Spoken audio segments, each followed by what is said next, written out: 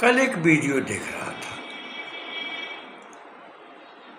उसमें ऐसा लगता था कि मोतीलाल नेहरू,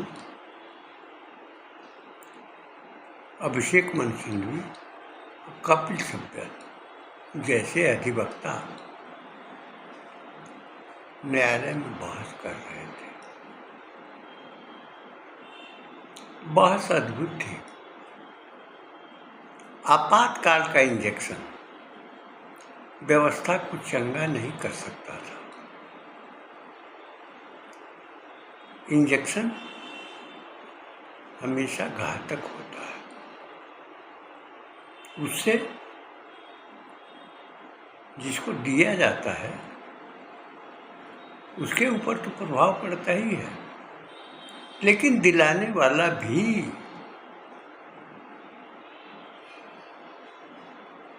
उसका जिम्मेदार होता है। अध्यादेश का इंजेक्शन 1975 अकारण था, जिसमें निरपराधी लोग भी शासन के शिकार हुए थे। शिकार इस स्तर पर कि जिनके यहाँ रोटियां भी सुलभ नहीं थी, वे भी, चाहे शिक्षा हो, चाहे विद्यार्थी हो या अध्ययनशील हो, उनके ऊपर भी गाज गिरी थी। जो उनका तनिक भी विद्यार्थी परिषद से लगाव था, उनके ऊपर भी हथौड़े चले थे। काशी हिंदू विश्वविद्यालय में उस कालखंड में मैं एमएड कर रहा था। मेरे साथ पढ़ने वाले श्री हीरा लाल वार्ष्णेय उसके शिकार हुए थे और वे कारावास में थे। जब प्रवेश मिला उस समय जमानत मिल गई थी। बहुत बढ़ चढ़ करके, बहुत बढ़िया तरीके से महोदय आपातकाल की आवश्यकता, अपरिहार्यता का चित्रण कर रहे थे और इंदिरा गांधी के योगदान राष्ट्र के लिए, उनका जो भी अनुदान था, उसकी प्रशंसा के पुल बांधे जा रहे थे। लेकिन वो भूल गए, गाज उन पर नहीं गिरी थी। जो चट्टे पट्टे थे, जो चाटुकार थे, उनके ऊपर गाज नहीं गिरी थी उन पर जो रोज की रोटी के लिए मोहताज थे। वेदना थी उनमें। यानी दैनिक पत्रों के संपादक भी थे, शिक्षक भी थे, जिनका लगाव किसी संगठन से था, उन्हें भी शिकार होना पड़ा। तनिक भी पुलिस को इशारा होता था तो दलाल उसकी ओर संकेत कर देते थे। और चाहे किसी संगठन में या किसी राजनीतिक अवस्था में भले ही वह न हो, लेकिन भीतर हो जाता था। मनमाने तरीके से पुलिस भी काम कर रही थी, दोहन भी कर रही थी और निरुद्ध भी कर रही थी। जो दलाल थे, जिनकी आदत थी, वे सूचनाएं देते, बड़े बड़े अधिकारियों के वे ठिकाने बताते। चोरी छिपे वो कहाँ पर छिप कर बैठे हैं, उनका संकेत देते थे। विद्यार्थी भी सुरक्षित नहीं थे, अध्यापक भी सुरक्षित नहीं थे, कर्मचारी भी सुरक्षित नहीं थे। केवल एक कृत्रिम कुंडली की आवश्यकता थी। अध्यादेश का इंजेक्शन कारगर नहीं हुआ, अंत में झुकना पड़ा।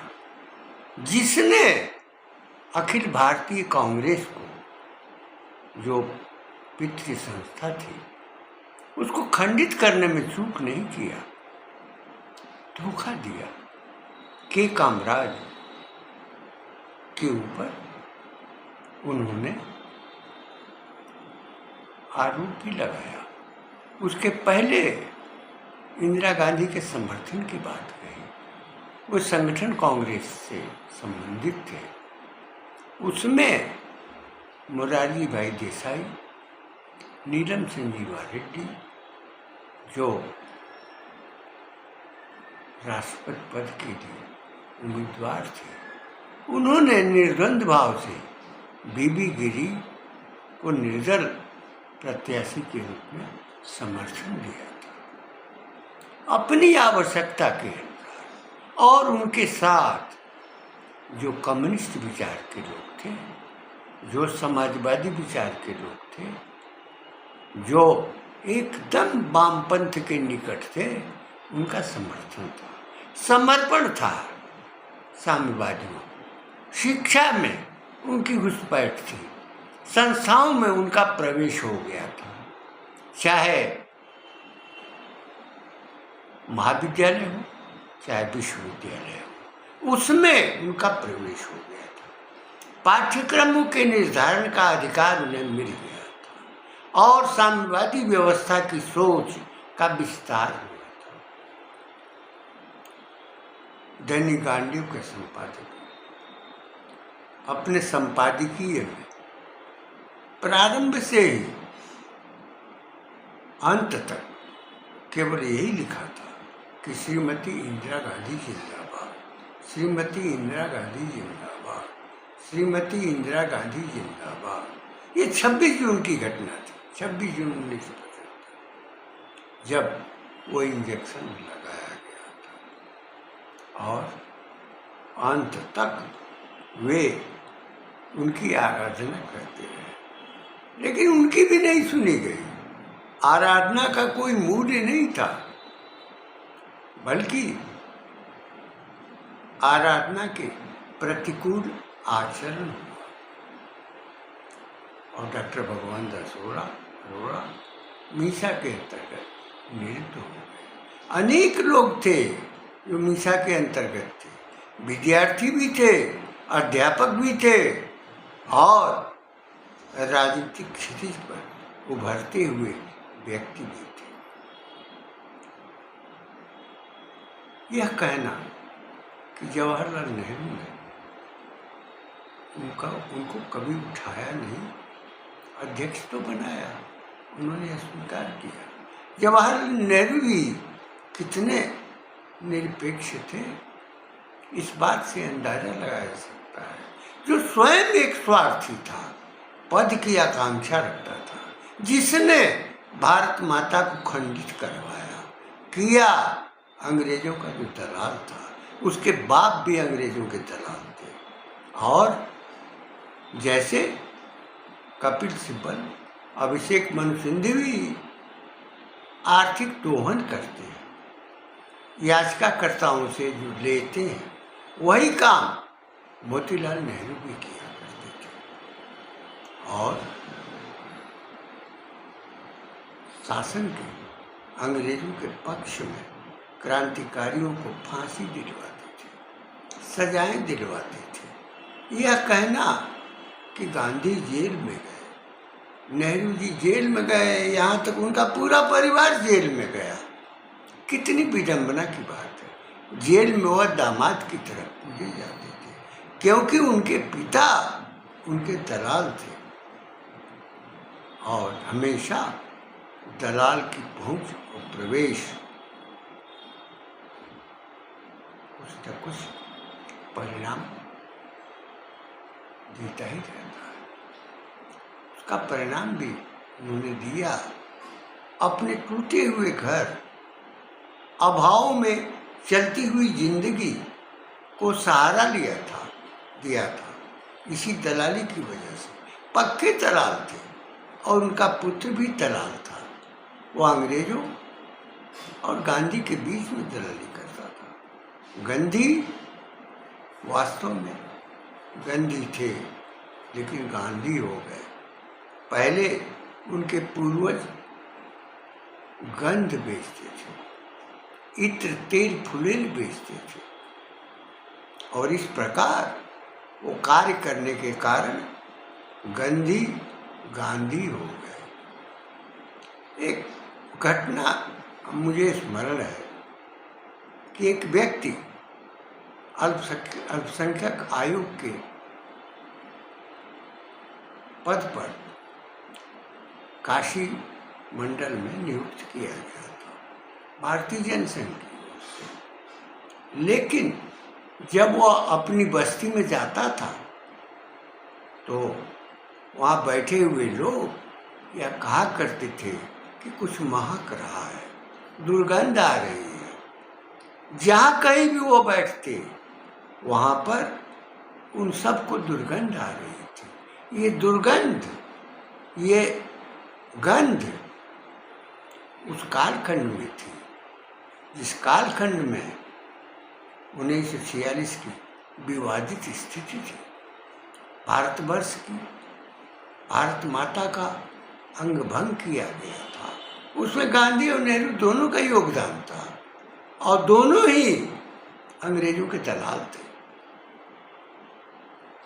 और उन्हीं की बेटी जो पहले अध्यक्ष थी, फिर लाल बहादुर शास्त्री की व्यवस्था थी, सूचना मंत्री बनाया। फिर जिस अखिल भारतीय कांग्रेस ने उसके पिता और उसके पितामह का पालन किया था, उन्हें अंग्रेजों के निकट लाया था, जिससे उनका परिवार पला था। दलाली फैली थी, उसका विस्तार हुआ था, तो उसका परिणाम भी वो दे गए थे और उनके बेटे ने भी वही परिणाम दिया। उसी भारत माता का जिसका अन्न खाकर, जिसके वस्त्र पहनकर, जिसके बागों के फल खाकर, दूध पीकर, जिनका बचपन, जिनकी जवानी, जिनका बुढ़ापा गुजरा था, उन्हीं के साथ धोखा हुआ, छल हुआ, विश्वासघात हुआ। अध्यादेश का इंजेक्शन व्यवस्था को चंगा नहीं कर सकता। यह बात तो हमने 1975 में ही लिखी थी। एक निबंध था, बड़े आकार का था और काशी हिंदू विश्वविद्यालय के संकाय को हमने दिखाया भी था, प्रशंसा भी मिली थी।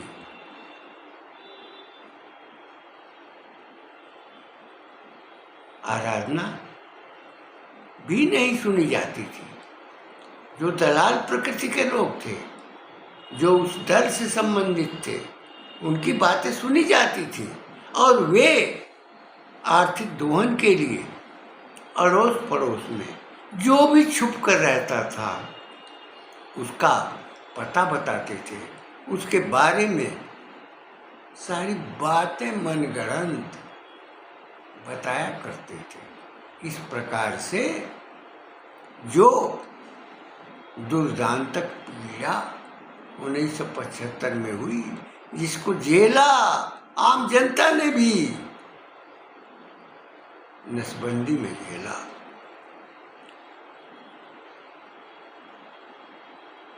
लेकिन ये जो दलाल थे, उनकी कार्यवाही निरंतर जारी रही। दलाली तो सत्ता में जो सत्तासीन थे उनकी भी थी। वे कभी अंग्रेजों के दलाल थे, फिर यूरोपीय देशों के दलाल हो गए। दलाल की दलाली उनके स्वभाव में थी। प्रशंसा अपने वीडियो में कर रहे थे, पक्ष प्रस्तुत कर रहे थे, एक एक वाक्य उनका मैं सुन रहा था और मेरे होश भी उड़ते हुए दिखाई पड़े।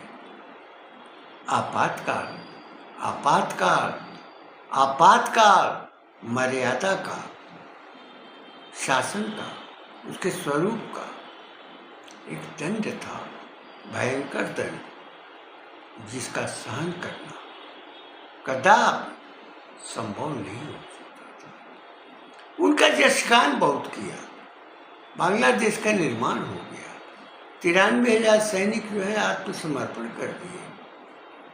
किस लाभ के लिए? कौन सा फायदा मिला? मुजीब की हत्या हो गई, उनके परिवार की हत्या हो गई, एक बेटी बची, वह सत्ता में रही, उसको भी भागना पड़ा। ये कौन सा लोकतंत्र था जिसको श्रीमती इंदिरा गांधी के समर्थन पर बांग्लादेश में कायम किया गया था? क्या इतनी भी समझ नहीं थी कि एक सिंह को, शेर को जो मांस खाता है उसका अभ्यस्त होता है, वो वही काम करता है। ये अनुभव तो उसके पिता को भी था और वो 46 में भी था, 47 में भी था, 48 में भी था, 49 में भी था। लाखों लाख शरणार्थी उन दोनों के कारण यहाँ अभावग्रस्त स्थिति जी रहे थे, जिनके बच्चे दूध के लिए बिलबिला रहे थे, जिन्हें रोटियां नहीं मिल पा रही थी और रोटियां पहुंचाने वाले जो लोग थे उनको भी कारावास में डाला गया था। उस कालखंड में, जिस कालखंड में भारत का वह स्वरूप था, आज उसके पिता और उसके द्वारा आज का वही परिवेश दिया गया है। आदत कभी जाती नहीं है, विकृति जब संस्कार में आती है तो सदैव विद्यमान रहती है। विकृति पीढ़ी दर पीढ़ी आगे बढ़ती जाती है और वह आज भी विद्यमान है। वह दलाली का बोध, रिश्वतखोरी की भावना जो भीतर बैठ चुकी है वो आज भी बनी हुई है। अब कुछ लोग उनका प्रपौत्र मानते हैं, लेकिन दौहित्र किसके हैं, प्रपौत्र किसके हैं, पौत्र किसके हैं, यह मालूम है। मालूम है लोगों को किस प्रकार से व्यवस्था को, पारिवारिक व्यवस्था को, सामाजिक व्यवस्था को दरकिनार करके और यह निर्णय लिया गया था। आश्चर्य है कि मर्यादित परिवार का जो व्यक्ति है वह कभी धोखा नहीं देता। जो असत्य व्यक्ति है, असत्य का आचरण करने वाला है, वह सत्य का, नैतिकता का आवरण ओढ़कर असत्य को संरक्षण करता है। निसंदेह वह वही स्वभाव था उनमें, बेटी में भी वही स्वभाव था, बेटा भी उसी स्वभाव के अंतर्गत था जो सत्ता में था, उसमें भी वही भावना थी। व्यवस्था जो 1947 में थी वही व्यवस्था विद्यमान रही। 1984 में इंदिरा गांधी के पर खसे उड़ गए थे, विध्वंस हुआ था और उनके बेटे के भी कभी मांस का लोथड़ा सुलभ नहीं हो पाया था। जांच हो रही थी किंतु परिणाम निष्कर्ष में नहीं मिला। राजीव गांधी के पुत्र का डीएनए नहीं मिला था। जांच में क्या कारण है कौन सी ऐसी परिस्थिति कि उसके पुत्र का जो रक्त है वो जांच के लिए नहीं मिला था, बेटी का रक्त मिला था। माँ यह जानती है कि कौन उसका पिता है और कौन उसकी पुत्री है, इसलिए वह आप्त प्रमाण है। और प्रमाण कहीं प्रकट न हो जाए, प्रकाश में न आ जाए, इस नाते राहुल के रक्त का परीक्षण नहीं हो सका। बेटी के रक्त का परीक्षण हुआ, डीएनए टेस्ट हुआ। सच है कि जिसके घर में छिनारों और छिनारियों की उपस्थिति होती है, वो उनकी संतानों में भी वो छिनारपन आ जाता है, सहज रूप में आता है। जो आपातकाल को वरदान मानते हैं, अभिशाप नहीं मानते। आपातकाल निसंदेह अभिशाप था, और समाज के लिए, जन के लिए, संस्कृति के लिए, संस्कार के लिए, जिन्होंने भारत के संस्कारों को विनष्ट किया, जिन्होंने उपेक्षित किया, हमारी पूरी परंपरा, हमारी पूरी निष्ठा को भंग किया। जिस परिवार ने वो अपना अधिकार समझता था, सत्ता पर, पद पर उपस्थिति, स्थिति के बारे में सदैव सोचता रहता था, छल किया गया। लाल बहादुर शास्त्री की हत्या कराई गई, तो हत्या का फल अपने ही ऊपर आया और फिर बेटे पर भी आया। जो भी यह कार्य करता है, जो हत्या करवाता है, निसंदेह उसकी भी हत्या होती है।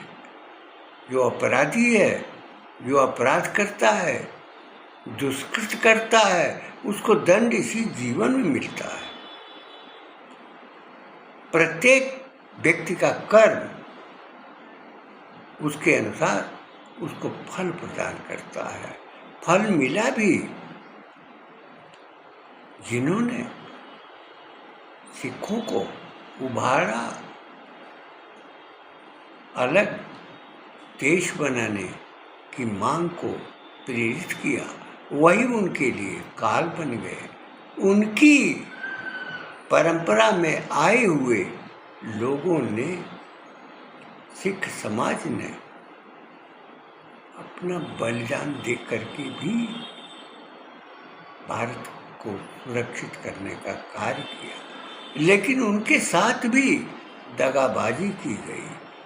वह बेटे का शासनकाल था, और उसने यह भी कहा था कि बड़ा पेड़ गिरता है, धरती हिल जाती है। हत्या निर्दोष सिखों की हुई थी।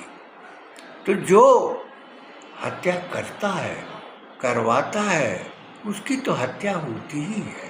ये नियति है, ये नियम है प्रकृति का, और ये आप्त वचन भी है। समाज में जो दिशा देता है, प्रेरित करता है, जिसकी प्रेरणा से ये सब कृत्य होते हैं, उसका परिणाम तो सामने आता ही है। फिर कष्ट क्यों होता है? आपातकाल अभिशाप था, आपातकाल वरदान नहीं था, आवश्यकता नहीं थी, अपरिहार्यता नहीं थी, लेकिन फिर भी लागू किया गया। किसान भी पीड़ित हुए, जो छोटे छोटे परिवार चलाते थे, उनको भी यातनाएं दी गई। जो शिक्षक थे वे भी कारावास में लाए गए। जो विद्यार्थी थे, अगर किसी संगठन से संबंधित थे, उनको भी मीसा के अंतर्गत निरुद्ध किया गया। पीड़ा तो सर्वत्र व्याप्त थी। अरे करुणे तुम क्यों रोती हो? उत्तर में और अधिक रोई।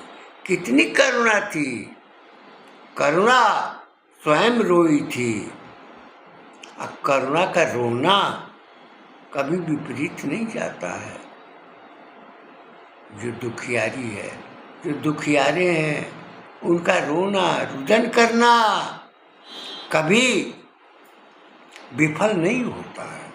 श्रीमती इंदिरा गांधी, डॉक्टर भगवान दास अरोड़ा के संपादकीय में यही लिखा था कि श्रीमती इंदिरा गांधी जिंदाबाद, श्रीमती इंदिरा गांधी जिंदाबाद। और पूरा कॉलम श्रीमती इंदिरा गांधी से भरा हुआ था। लेकिन अगले दिन ही वो गिरफ्तार कर लिए गए। जो प्रशंसा में था, तो प्रशंसा की बात कौन सुनता है? जो निरंकुश होता है, जो तानाशाह होता है, जिनकी प्रवृत्ति में तानाशाही होती है, जिसके संस्कार में वो मिला हुआ था, उसका किया। और जिसने शंकर की पुरी चीन को हवाले कर दिया, कैलाश मानसरोवर को हवाले कर दिया। गोपाल सिंह नेपाली जी ने यह कहा था कि कहीं छिन न जाए गंगा की धारा, 40 करोड़ों को हिमालय ने पुकारा। यह वेदना उस व्यक्ति की थी जिसने भारत माता को विभाजित किया था, अंग भंग किया था।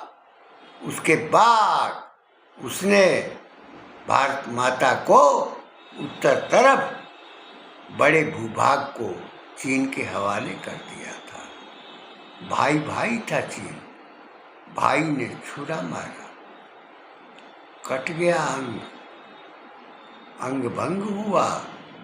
उत्तर की तरफ भी, पश्चिम के तरफ भी, पूरब के तरफ भी भारत विभाजित हो गया। विभाजित करने वाला कौन था? वो नायक था, वो नेहरू था। और हमेशा उसको याद किया जाएगा। यह कहना कि वो लोकतंत्र का सिपाही था, अरे वो तो साम्यवादी था, समाजवादी था। और साम्यवादी समाजवादी देश के बारे में तो सोचता नहीं है। देश को जितना लूटता है वो लूटते हैं। उसने भी वही काम किया, जितना लूटना था उसे लूटा, जातियों में बांटा, जातियों में विद्रोह पैदा किया। प्रारंभ में जातिवाद की नींव उसी ने रखी और उसी की अनुसृति में समाजवादी और साम्यवादी भी उसी धारा में बहते रहे। ये सभी उसी प्रकृति के थे, क्योंकि उन्होंने यह जाना था कि जब विद्रोह होगा, जन असंतोष फैलेगा, जनता सड़क पर उतरेगी, तो सत्ता बदल सकती है, बदली जा सकती है। इस भय से वो अभी आतंकित था और इस भय से वे भी आतंकित थे जो सत्ता के मद में जी रहे थे और अपना जीवन निर्वहन कर रहे थे। आपातकाल पूर्णतया अभिशाप था समाज के लिए, देश के लिए, राष्ट्र के लिए, परिवारों के लिए। प्रत्येक वर्ग के लोगों के लिए। और उसका फल भी उन लोगों को मिला। और जो उनको वेदना मिली, उस वेदना का परिणाम भी उसको भोगना पड़ा।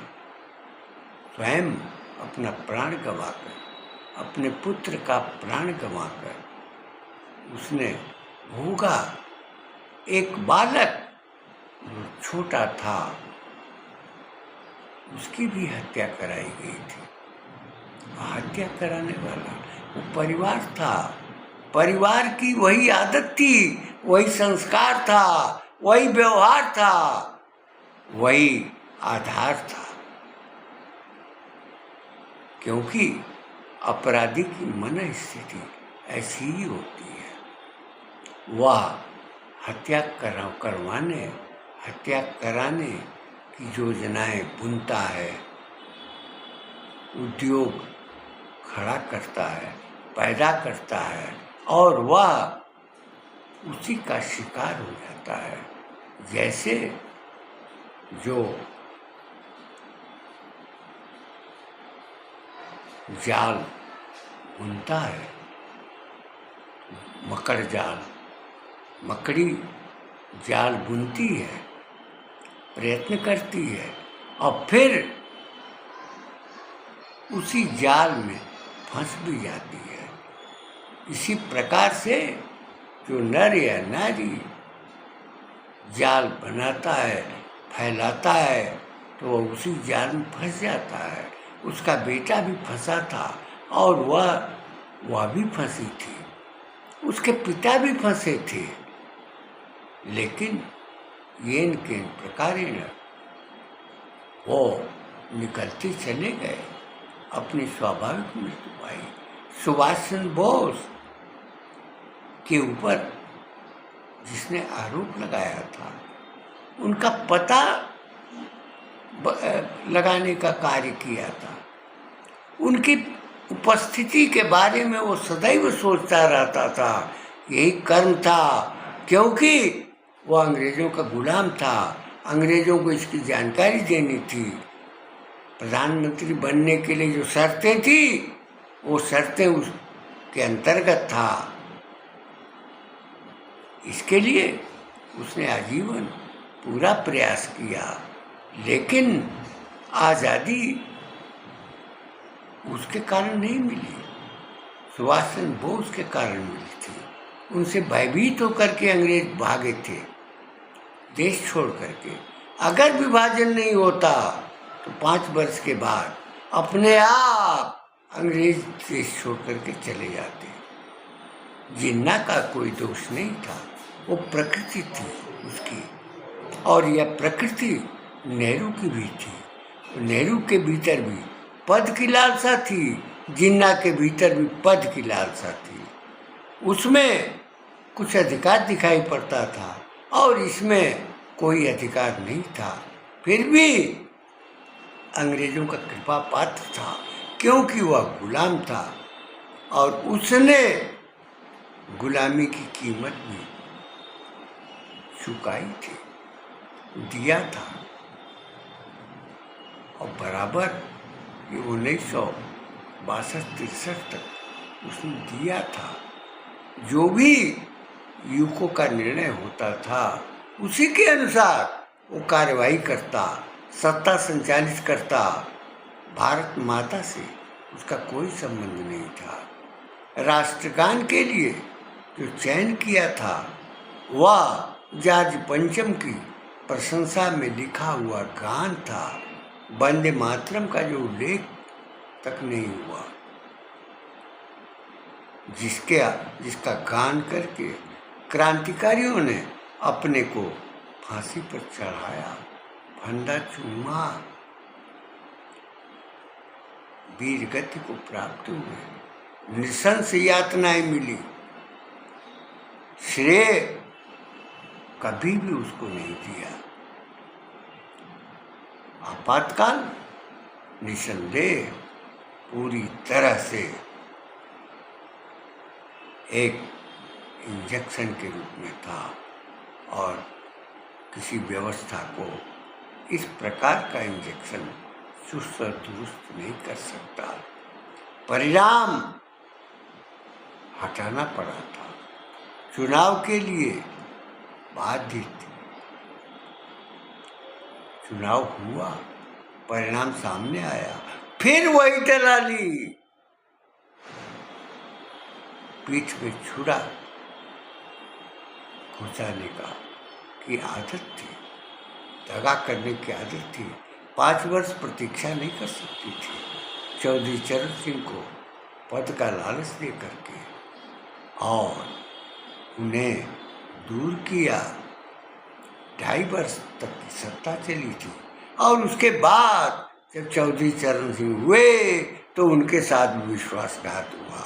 वही स्थिति चंद्रशेखर सिंह जी के प्रति हुई, और वे तो दूरदर्शी थे, चिंतक थे, बहुत दूर तक देखते थे और उसी समय उन्होंने उसका उत्तर दे दिया था उनके बेटे को।